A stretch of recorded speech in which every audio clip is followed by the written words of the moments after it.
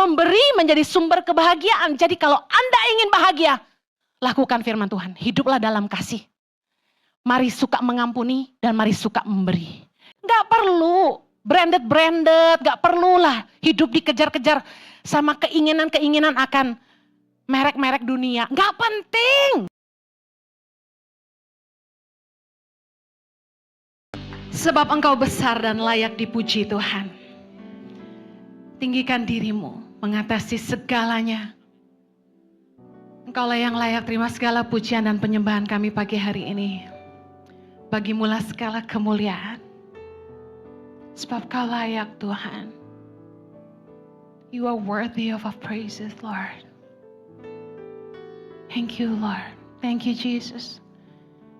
Makasih buat perkenananmu, terima kasih buat hadiratmu. Kami haus dan lapar akan Engkau Tuhan. Ibadah ini akan menjadi sia-sia tanpa kami mengalami Engkau secara pribadi. Kami mengundang Engkau Roh Kudus. Lawatlah setiap kami.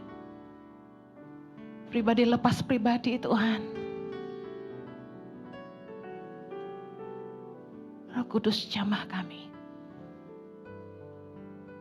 Hamba-Mu berdoa gak ada yang pulang dari tempat ini gak ngalami pembaharuan dari Tuhan. Setiap kami pulang lebih kuat, pulih, sembuh. Dan kami terima jawaban doa-doa kami Tuhan. Thank you Jesus. Berbicaralah buat kami, tumpahkanlah isi hati-Mu, ajari kami kebenaran-Mu dengan bahasa yang mudah dimengerti, supaya kami bisa menghidupinya dalam hidup kami. Tolong hamba-Mu karena sungguh tanpa Engkau hamba tidak mampu menyerahkan setiap menit-menit ke depan ke dalam pimpinan Roh Kudus sepenuhnya. Biar Kristus yang selalu dipermuliakan dalam hidup kami. Di dalam nama Yesus yang siap diberkati Tuhan, sama-sama kita katakan, Amen. Silakan duduk kembali. Puji nama Tuhan. Shalom. Salam damai sejahtera bagi kita semua. Saya ingin menyapa juga jemaat yang saat ini streaming online dimanapun Anda berada. Saya berdoa Anda juga selalu diberkati Tuhan. Galatia 5 ayat 19 kita baca sama-sama. Anda baik-baik? Anda baik-baik? Yes. Ayat 19, Galatia 5 ayat 19 kita baca sama-sama. Perbuatan daging telah nyata, yaitu percabulan, kecemaran, hawa nafsu, penyembahan berhala, sihir, perseteruan, perselisihan, iri hati, amarah, kepentingan diri sendiri, percideraan, roh pemecah, kedengkian, kemabukan, pesta pora, dan sebagainya. Terhadap semuanya itu kuperingatkan kamu seperti yang telah kubuat dahulu, bahwa barang siapa melakukan hal-hal yang demikian, ia tidak akan mendapat bagian dalam kerajaan Allah. Ayat 22. Tetapi buah roh ialah kasih, sukacita, damai sejahtera, kesabaran, kemurahan, kebaikan, kesetiaan, kelemah lembutan, penguasaan diri. Tidak ada hukum yang menentang hal-hal itu. Lawan dari buah roh adalah perbuatan daging. Di ayat 19 sampai 21 dengan sangat jelas dituliskan oleh Rasul Paulus tentang perbuatan-perbuatan daging. Kemudian dalam ayat 22 sampai 23 buah roh. Dan kita bisa lihat bahwa kalau kita hidup dalam perbuatan daging, maka buah roh tidak akan lahir dari hidup kita. Yang mengerti katakan amin. Rasul Paulus menuliskan ini secara kontradiksi di atas dan di bawah. Mari periksa apakah ada yang kita masih lakukan dalam perbuatan daging dan apakah buah roh nyata dalam hidup kita. Salah satu dari buah roh adalah sukacita dan damai sejahtera. Itu yang saya akan menjadi fokus kita pagi hari ini. Ketika kita keluar dari kebenaran firman dan kasih, maka kita akan merasakan bahwa kita hilang sukacita dan hilang damai sejahtera. Saya ingin kita lihat dalam perbuatan daging, saya ambil contoh dari situ. Dikatakan perselisihan, percideraan. Saya yakin ketika kita bertengkar dengan orang lain, marah, pahit, dengki, bahkan iri hati terhadap orang lain, pasti sukacita dan damai sejahtera hilang dari hati kita. Gak mungkin Anda baik-baik saja kalau Anda sedang marah. Ada di sini yang kalau pagi itu bertengkar sama pasangan, pergi kerja dengan perasaan damai dan sukacita? Mustahil. Ketika kita marah, kita benci, kita dengki, sakit hati, langsung reaksi utama, sukacita dan damai sejahtera hilang dari hati kita. Saya ingin kasih contoh-contoh ini supaya Anda mengerti bahwa ketika Anda hidup dalam perbuatan daging, buah roh tidak ada. Yang berikutnya, ketika kita hidup dalam dosa dan kebohongan, mana ada orang selingkuh, sukacita dan damai sejahtera? Oh Bu Heni, waktu saya selingkuh saya bahagia. Karena selingkuhan saya membuat saya lebih bahagia daripada pasangan saya. Tapi sesungguhnya saya yakin, sukacita itu semu. Karena tidak ada orang yang bikin salah bahasa bahagia. Ketika kita keluar dari kebenaran, ketika kita hidup dalam dosa, kita hidup dalam percabulan, having sex before marriage, ngumpet-ngumpet papa mama nggak tahu. Kita bikin mobil goyang di tempat gelap misalnya. Itu bahasa-bahasa kayak gitu ya. Saya yakin Anda bahagia sementara semu banget. Bohong bahagianya. Saya yakin ketika kita hidup dalam dosa, immediately sukacita dan damai sejahtera hilang dari hati kita. Dosa dan kebohongan. Kita bohong sama orang tua, bohong sama pasangan, bohong sama atasan. Pasti sukacita dan damai sejahtera hilang dari hati kita. Berikutnya, ketika kita hidup dalam kebodohan, dalam kemunafikan. Kebodohan itu seperti apa? Udah tahu nggak boleh dilanggar. Kita itu sering gini, aturan dibuat untuk dilanggar kan Bu Heni? Padahal aturan dibuat untuk menjaga kita. Katakan amin. Kecelakaan lalu lintas sering kali terjadi karena apa? Karena orang nggak ngikut aturan. Nggak boleh lebih dari 100 kilo, orang hajar 140, zoom. Akibatnya kecelakaan. Dibilang nggak boleh main handphone sambil nyetir. Itu aturan yang baik. Tapi banyak orang langgar, termasuk pendeta. Ya kan? Istri harus marah-marah. Taruh dulu handphonenya. Curhat. Gak mau dengar. Ada orang yang main handphone kecelakaan di jalan tol berapa banyak? Aturan dibuat untuk menjaga kita. Katakan aturan dibuat untuk menjaga saya. Supaya apa? Supaya kita tidak celaka. Orang tua kasih tahu. Jangan having sex before marriage. Anak muda bilang gini. Orang tua zaman kuno gak ngerti pergaulan zaman sekarang. Padahal aturan dibuat untuk apa? Supaya kamu gak hamil di luar nikah. Supaya kalau kamu sampai disia-siakan sama pasanganmu, kamu tidak menyesal. Habis ini ada yang cut nih khotbah saya pasti. Dibuat. Jangan sex before marriage. Kita berbuat bodoh ketika kita tahu sesuatu nggak boleh tapi kita tetap lakukan. Itu perbuatan bodoh. Orang yang berlaku bodoh nggak mungkin sukacita dan damai sejahtera. Munafik. Kita nggak baik-baik saja, tapi kalau orang tanya, apa kabar? Kita jawab apa? Orang Kristen jawab apa? Luar biasa. Itu tuh dikte yang salah. Saya percaya bahwa kita harus dengan iman mengatakannya bahwa kita baik-baik saja. Tapi it's okay ketika saya bertanya kepada Anda, are you okay? Dan Anda jawab, no I'm not. Is it okay? Karena munafik banget ketika Anda tuh sedang berantem sama pasanganmu dan berada di ambang perceraian. Dan saya bertanya apakah Anda baik-baik dan Anda jawab, yes we are fine. Itu bohong. Anda sedang gak baik-baik, keuanganmu sedang gak baik-baik, tapi Anda bilang, I'm fine. Bisa sukacita gak kalau munafik? Pelayanan. Harus kudus dong katanya. Tapi Anda gak kudus sebenarnya. Melayani bisa dengan sukacita? Gak mungkin. Ketika kita melanggar aturan, ketika kita melakukan apapun di luar kebenaran firman Tuhan. Dan ketika kita melanggar prinsip atau nilai yang kita pegang, pasti damai sejahtera hilang. Sukacita hilang. Orang kalau ngerasa salah pasti takut. Betul nggak? Mecahin vas bunga aja deh, jangan dosa yang gede-gede. Takut nggak? Takut. Waduh, kita datang ke rumah orang kaya nih ceritanya. Nggak sengaja kesenggol. Makanya jujur aja saya kalau onsite komsel tuh, jangan di rumah orang yang kaya banget deh ya. Salah pegang jatuh nanti pecah. Ici nggak bisa ganti loh. Hah?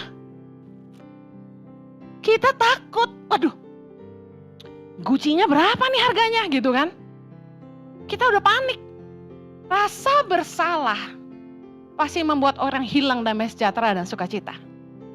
Nah, mari kita bahas tentang buah roh sukacita. Sebenarnya luar biasa, roh sukacita ini, buah roh sukacita adalah kebahagiaan.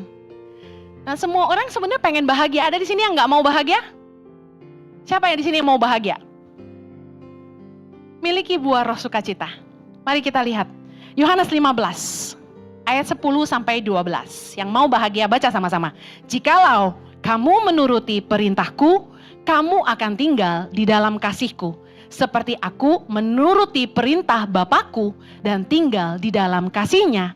Semuanya itu kukatakan kepadamu supaya sukacitaku ada di dalam kamu dan sukacitamu menjadi penuh. Ayat 12. Inilah perintahku supaya kamu saling mengasihi seperti aku telah mengasihi kamu. Kebahagiaan yang sejati diperoleh ketika kita hidup dalam kebenaran firman dan dalam kasih. Saya ingin bahas contoh-contoh yang mudah tentang gaya hidup kasih. Contohnya, mengampuni orang yang bersalah. Tahu nggak? Orang itu akan lebih bahagia kalau dia murah hati. Murah hati nggak hanya bicara soal memberi, tapi bagaimana dia dengan mudah mengampuni orang yang bersalah. Ada orang yang begitu pendendam, begitu sakit hati, disimpan sampai mati. Saya yakin yang model gini jauh dari kebahagiaan. Tapi orang yang legowo, ngerti bahasa Jawanya legowo tuh hatinya luas. Orang salah ya sudahlah. Satu kali saya lupa siapa yang pecahin vas di rumah ya. Ini kejadian vas bunga lagi. Tapi orang itu enggak ngaku. Ya, enggak ada yang ngaku kalau salah ya kan biasanya ya kan. Di gereja ada yang enggak sengaja itu ngerusak LED yang berdiri itu loh. Mati, ditanya siapapun enggak ada yang ngaku. Nah, saya enggak pernah cari itu siapa yang buat. Kenapa? Kesana punya prinsip begini. Orang tuh kalau sudah salah, perasaan bersalah tuh sudah menyiksa dia. Tanpa kita perlu menghakimi dia. Tanpa kita perlu marah-marah. Orang kalau tahu dia salah, dia sangat tersiksa. Makanya kenapa sebaiknya kita jujur kalau kita salah. Sorry, saya yang mecahin misalnya gitu. Karena itu untuk dia sendiri. Dia merasa lega, udah ngaku, bener gak? Urusan mau dimarahin, urusan mau dimaki-maki, ya kalau suruh ganti gak ada uang juga kita gak bisa paksa ganti kan? Lawang itu donasi kok, jemaat pengerja yang ngasih. Tapi saya gak pernah cari tahu siapa sih yang mecahin vas itu, siapa sih yang mecahin TV, sudahlah. Kenapa? Hidup akan lebih bahagia kalau kita tuh gak simpan-simpan sakit hati. Rugi sendiri. Ketika orang menyakiti kita, kita punya dua pilihan. Mau simpan sakit hati atau mengampuni. Saya kasih tahu. Waktu orang nyakitin Anda, ibaratnya tuh, Anda sedang diberikan secangkir racun. Anda mau minum nggak racun itu? Itu pilihan Anda. Kalau Anda minum, Anda mati. Jangan diambil. Pilihlah untuk selalu mengampuni. Gaya hidup kasih, Yesus mengajarkan dalam Lukas 6. Judul perikopnya, kasihilah musuhmu. Ayat 27. Tetapi kepada kamu yang mendengarkan aku berkata, kasihilah musuhmu, berbuatlah baik kepada orang yang membenci kamu, mintalah berkat bagi orang yang mengutuk kamu, berdoalah bagi orang yang mencaci kamu. Saya mau kasih tahu, mengampuni itu tidak mudah, saya tahu. Ketika orang begitu menyakiti kita, sebutlah pasangan, itu nomor 1. Kedua, mertua. Nomor 3, anak. 4, sahabat. 5, orang kepercayaan. Nah, ini kelompok orang-orang yang paling nyakitin kalau kita disakiti ya. Ngerti ya maksud saya ya? Kalau orang di luar sana nyakitin kita mau EGP. Saya pernah ngalami salah satu yang terparah dari 5 ini. Saya nggak mau sebut karena nanti jadi bumerang buat saya. Tapi yang saya lakukan, saya belajar lakukan firman Tuhan. Kasihilah musuhmu. Lah dia bukan musuh saya, tapi dia menjadikan dirinya musuh. Bukan suamiku loh ya, suamiku mah baik sekali. Nah, saya belajar lakukan firman Tuhan. Berbuatlah baik kepada orang yang membenci kamu. Saya tuh heran gitu. Kenapa dia benci sama saya? Saya salah apa gitu? Apa muka saya ini mengundang kebencian? Begitu lihat gue sebel gitu. Tapi saya lakukan firman Tuhan. Saya kasihi dia. Saya berbuat baik sama dia. Bertahun-tahun tak terjumlahkan. Saya doakan dia.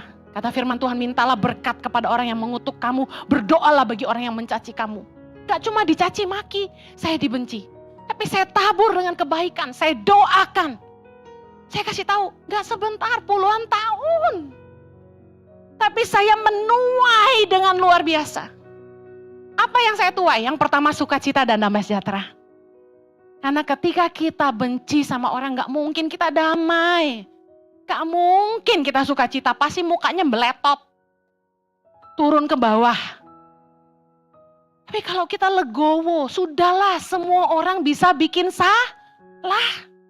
Ampuni saja. Katakan ampuni saja. Angkat tangannya semua, begini. Ampuni saja. Shake it off ya. Ada lagunya kan? Shake it off. Kalau orang ngomongin kamu, shake it off. Kalau orang nyakitin kamu, shake it off. Abis ini gue jadi Henny, Swift. Anak saya ngefans banget Zoe sama Taylor Swift. Nah, dengerin. Jangan simpan benci, gaya hidup kasih yang Yesus ajarkan. Yang membuat kita tuh hidup bahagia dan sejahtera. Karena kita gak simpan dendam. Ketika ada hamba Tuhan bilang gini, saat ini juga siapa yang sakiti hati kamu? Kamu benci sama siapa? Coba ampuni dia. Saya bingung mikirnya, siapa ya? Karena gak ada, saya gak benci siapa-siapa. Gaya hidup kasih yang berikutnya, memberi. Tahukah Anda bahwa memberi membuat orang bahagia? Orang pelit tuh gak bahagia. Jamin. Orang yang suka memberi pasti bahagia. Kisah Rasul 20 ayat 35. Bukan kata Henny Kristianus, tapi kata Yesus Kristus. Asik nge-rhyme. Baca sama-sama Kisah Rasul 20 ayat 35. Dalam segala sesuatu telah kuberikan contoh kepada kamu bahwa dengan bekerja demikian kita harus membantu orang-orang yang lemah dan harus mengingat perkataan Tuhan Yesus sebab ia sendiri telah mengatakan adalah lebih berbahagia memberi daripada menerima. Anda suka gak diberi? Suka gak dikasih? Suka banget. Tapi Yesus berkata, terlebih berbahagia memberi daripada menerima. You know why? Karena yang bisa memberi dia punya lebih. Amen. Bahagia tuh gak perlu miskin, gak perlu kaya. Gak ada urusannya. Banyak dikit uang Anda gak mempengaruhi kebahagiaan Anda. Nikah sama orang kaya sama nikah sama orang biasa gak membedakan sama sekali. Saya lihat sendiri. Kami hidup sederhana, kami lebih bahagia daripada beberapa teman yang kawin sama orang yang sangat-sangat kaya. Saya sudah saksikan dalam hidup saya. Jadi miskin kaya tidak menentukan kebahagiaan kita, katakan amin. Tapi bagaimana Anda bisa bahagia adalah ketika Anda punya kemurahan hati yang luar biasa. Yesus berkata, terlebih berbahagia memberi daripada menerima. Suatu hari ada seorang peneliti psikologi dari University of Chicago Booth School of Business, Ed O'Brien PhD. Dia membuat sebuah penelitian ya, ditulis ini, Anda bisa temukan di Google. Ditemukan bahwa memberi kepada orang lain adalah sumber kebahagiaan pada diri seseorang. Terlepas dari seberapa sering ia melakukannya. Dalam penelitiannya, Ed O'Brien melakukan 2 penelitian. Yang pertama, dia pakai mahasiswa-mahasiswa di universitas. Mereka diberi uang sebanyak $5 setiap hari selama 5 hari. $5, $5, $5, $5, dan mereka diberi kebebasan untuk menggunakan uang itu untuk apa? Boleh untuk diri sendiri, bisa untuk orang lain. Nah, ditemukan bahwa partisipan yang menghabiskan uangnya untuk orang lain melaporkan bahwa dirinya jauh lebih bahagia dibandingkan mereka yang menghabiskan uangnya untuk diri sendiri. Dikatakan gini, waktu uang itu dipakai buat dirinya sendiri, bahagianya senangnya sebentar doang. Tapi waktu dia kasih itu buat orang lain, happy-nya lama gitu. Kayak seneng banget gitu, happy. Nah, kebahagiaan dikatakan gini, kebahagiaan kelihatannya menetap pada mereka yang memberikan uangnya kepada orang lain. Bayangin, kebahagiaan itu bisa kayak percikan api, ya, cuma sebentar. Tapi kebahagiaan yang menetap itu di dalam. It stays in you. Rasanya senang, happy. Saya punya hobi itu bagi-bagi hadiah. Hobi. Jadi kalau saya traveling kemana-mana, saya selalu beli oleh-oleh. Not just because I love the people I give, tapi karena saya menikmatinya. Menjadi kayak satu kebahagiaan sendiri. Saya packing sendiri satu-satu by name. Dalam eksperimen kedua, O'Brien melakukan penelitian dengan mengangkat 502 partisipan. Mereka dikasih kayak hadiah main puzzle, word puzzle, selama 10 kali. Nah, kalau menang dikasih 5 sen. Dikit banget ya. Nah, tapi uang yang mereka terima itu sekali lagi boleh didonasikan, boleh dipakai untuk diri sendiri. Nah, ternyata pemenang yang menyimpan uangnya untuk diri sendiri merasa kebahagiaannya lebih cepat sirna dibandingkan mereka yang mendonasikan uangnya untuk orang lain. Keren ya, kok bisa gitu ya? Dunia loh ini yang nulis. Bayangin, ini tuh bukan dari firman aja. Yesus itu ngomong terlebih berbahagia memberi daripada menerima. Itu sebuah kebenaran.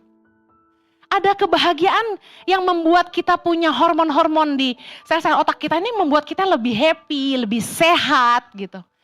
Dan secara penelitian dunia dibuktikan, bukankah luar biasa? Memberi menjadi sumber kebahagiaan. Jadi kalau Anda ingin bahagia, lakukan firman Tuhan, hiduplah dalam kasih. Mari suka mengampuni dan mari suka memberi. Katakan sebelah kanan kirimu, kalau yang mengampuni gak pakai duit aja lu pelit, apalagi yang pakai duit gitu. Oke, yang berikutnya, buah roh damai sejahtera. Damai sejahtera. Tahukah Anda untuk rest atau rasa aman, ketika kita bisa tinggal dalam damai sejahtera, itu adalah berkat Tuhan yang luar biasa. Mazmur 127 ayat yang kedua. Dikatakan, sia-sialah kamu bangun pagi-pagi dan duduk-duduk sampai jauh malam dan makan roti yang diperoleh dengan susah payah, sebab ia memberikannya kepada yang dicintainya pada waktu tidur. Ini minta maaf sekali, terjemahan bahasa Indonesia salah. Mari kita lihat. Terjemahan yang sebenarnya saya ambil dari 2 versi dalam bahasa Inggris supaya membuktikan bahwa ini benar. It is vain for you to rise up early, to sit up late, to eat the bread of sorrows, for so he give his beloved sleep. Dalam NIV dikatakan, in vain you rise early and stay up late, toiling for food to eat, for he grants sleep to those he love. Apa artinya? Dia mengaruniakan tidur kepada yang dikasihinya. Kata tidur di sini adalah rest. Bahwa Anda tinggal dalam damai sejahtera. Banyak orang yang stres hidupnya. Selalu ngerasa susah. Gak bisa tidur. Selalu orang yang stres gak bisa tidur. Sedangkan Tuhan memberikan rest, sleep kepada orang yang dikasihinya. Kalau Anda mengalami kesulitan tidur, yang Anda perlu lakukan adalah belajar mengasihi Tuhan. Bagaimana Anda belajar mengasihi Tuhan? Dengan melakukan firman Tuhan. Dengan melakukan firman, Anda tinggal dalam kasih-Nya Tuhan. Nah, rest atau damai sejahtera bukanlah karena orang-orang itu hidup tanpa masalah. Tapi mereka bisa tidur nyenyak meskipun masalah banyak. Saya punya tanggungan dalam tanda kutip cukup banyak. Luar biasa waktu saya ke New Zealand kemarin, pelayanan di Christchurch, gembalanya Pastor Catherine mendapatkan nubuatan buat saya. Dia bilang gini, bahwa Tuhan memberikan kamu anak kembar, Chloe dan Zoe, itu secara duniawi, tapi secara rohani, dari hidupmu, dari rahimmu secara rohani, kamu melahirkan 2 anak kembar, YTP dan Ici, Tangan Pengharapan dan Impact Community Indonesia. Saya kaget dengarnya, wow. Dan tahukah Anda bahwa memiliki 2 pelayanan yang cukup besar menurut saya, tidak mudah. Pasti banyak beban, banyak masalah, banyak staf-staf yang WA dengan berbagai urusan. Dan makanya minta maaf sekali kalau ada yang tersinggung saya nggak balas WA-nya. Kalau panggil gini, Bu Heni, saya nggak nyaut. Lebih banyak yang mesti gue jawab yang lebih penting daripada sekedar apa kabar. Nah, beberapa yang nggak ada di konteks saya pun nggak ada namanya, saya pasti nggak balas. Makanya harus ngomongnya komplit. Halo Bu Heni, saya mau ngomong gini bla bla bla bla. Nah, jadi kan jelas, gak 2 kali tektokan. Nah, saya bisa tidur nyenyak setiap malam.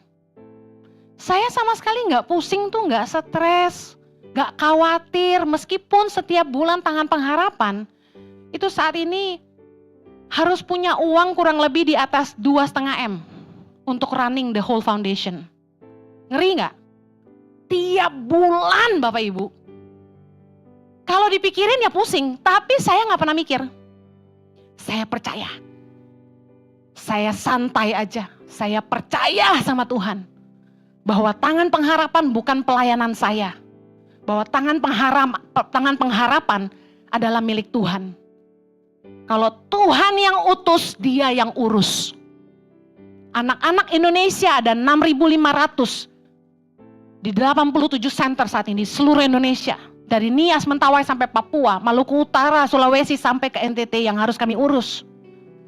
Ada 8 sekolah berasrama yang sudah berjalan dan masih ada 2 lagi yang harus dibangun seperti visi yang Tuhan berikan untuk melahirkan 1.000 pemimpin bagi Indonesia. Biaya kuliah yang sangat mahal, biaya hidup yang tidak murah. Belum lagi kalau anak-anak banyak maunya. Wah, saya kasih tahu, itu saya sekarang ini sudah di titik rest. Orang itu bisa damai sejahtera bukan karena gak punya masalah. Tapi mereka tetap bisa tidur nyenyak walau masalah banyak. Yang mengerti katakan amin. Kita bisnis, kita kerja, menikah, punya pacar, apa gak ada masalah? Kayaknya yang gak merit lebih awet muda daripada yang merit loh saya liatin. Kenapa? Karena gak pusing ngurusin istri katanya. Gak pusing ngurusin suami. Lebih awet muda, saya perhatiin ada teman mama saya, umurnya lakcap go, 65. Masih awet muda, masih lincah sana sini. Yang merit, udah. Mukanya udah keriput-keriput, matanya kerut-kerut, kuningnya kerut-kerut. Tapi kamu enggak sayang, puji Tuhan.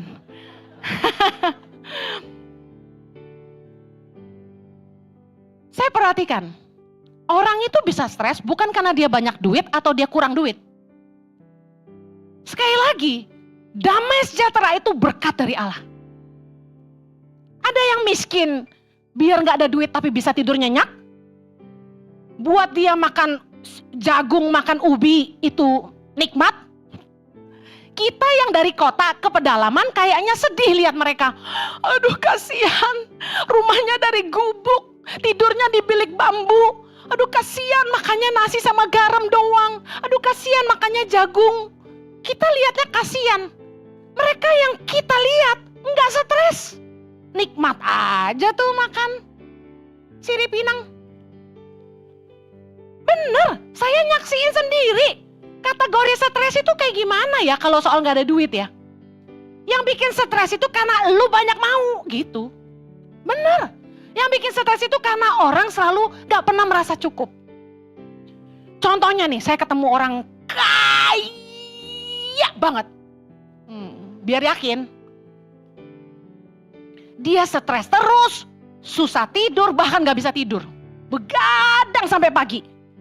Jiwanya gelisah. Padahal hartanya banyak, dia mau beli apa juga bisa. Mau kemana juga bisa. Tapi hidupnya selalu stres, ribut terus dengan pasangannya. Kasar omongannya, totally not happy. Gak bahagia, gak ada sukacita, gak ada rasa cerah. Anda bilang kekayaan membuat Anda bahagia? Belum tentu. Saya ketemu yang kayak gini. Saya pelajari, kenapa ya? Kok dia gak bisa tidur ya? Padahal ranjangnya gue percaya tuh, King Coil lewat. Ternyata saya lihat ini. Dia gak pernah ngucap syukur. Meskipun hartanya banyak sampai 3 turunan, dia gak merasa cukup. Dan yang signifikan, dia hidup dalam kecemaran, hawa nafsu, kedagingan, pesta pora, kemabukan, orangnya suka marah. Ini yang bikin dia gak punya damai sejahtera dan sukacita. Apa yang membuat kita hidup tuh gak punya sukacita dan damai sejahtera? Mari periksa hidup kita hari ini. Apakah kita masih hidup dalam perbuatan daging? Galatia 5, 19-21. Percabulan, kecemaran, hawa nafsu. Coba lihat satu-satu, masih hidupin gak itu? Penyembahan berhala, sihir, perseteruan, perselisihan, iri hati, amarah, kepentingan diri sendiri, percideraan, roh pemecah, kedengkian, kemabukan dan pesta pora. Anda kalau ngiri terus sama iparmu, ngiri terus sama saudara, Anda gak akan bahagia, gak akan damai sejahtera. Perselisihan, iri hati, amarah, kedengkian, udah pasti bikin damai sejahtera hilang. Amen. Jangan suka ngiri sama orang.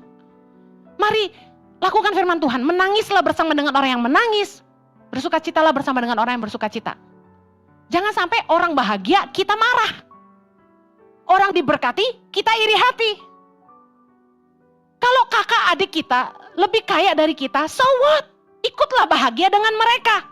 Saya kasih tahu, lebih baik keluarga kita tuh lebih kaya dari kita. Kenapa? Kalau mereka miskin, nyusahin kita. Kenapa mereka lebih kaya, kita malah jadi iri hati? Harusnya kita syukuri kalau mereka lebih kaya, mereka yang berkatin kita. Amen. Jangan malah iri hati. Gak perlu branded, gak perlulah hidup dikejar-kejar sama keinginan-keinginan akan merek-merek dunia. Gak penting. Katakan gak penting. Karena yang gak penting ini yang bikin kita suka iri hati sama orang. Benar gak? Mobilnya baru lagi. S-Class. Volvo. Audi. Apa sih AO aja lu. Udah deh. Percayalah kalau Anda tuh gak ngiri sama orang. Anda ikut sukacita dia diberkati. Anda bahagia. Orang suka ngomongin hamba Tuhan lain di depan saya. Pengen lihat reaksi saya. Saya bilang apa? Saya jawab gini. Saya percaya Tuhan memakai semua orang dengan cara yang berbeda untuk menyelamatkan manusia. Kan selera manusia beda-beda. Anda puji Tuhan senang sama saya. Tapi banyak yang sebel sama saya.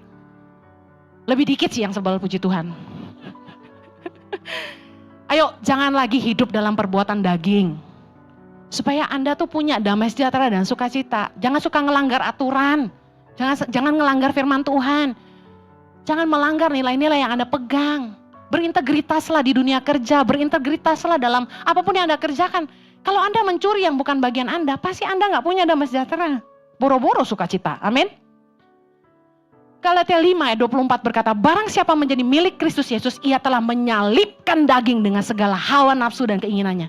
Kunci untuk Anda hidup dalam buah roh adalah belajar menyalibkan daging dengan segala hawa nafsu dan keinginannya. Saya ingin akhiri dengan ini, Roma 8 ayat 5. Sebab mereka yang hidup menurut daging memikirkan hal-hal yang dari daging. Mereka yang hidup menurut roh memikirkan hal-hal yang dari roh. Keinginan daging, hawa nafsu itu selalu bikin kita fokus sama hal-hal duniawi. Keinginan kita yang gak ada habisnya pasti gak akan membuat kita bahagia. Kemudian saya mau lanjutkan Roma 8 ayat 6. Karena keinginan daging adalah maut. Tetapi keinginan roh adalah hidup dan damai sejahtera.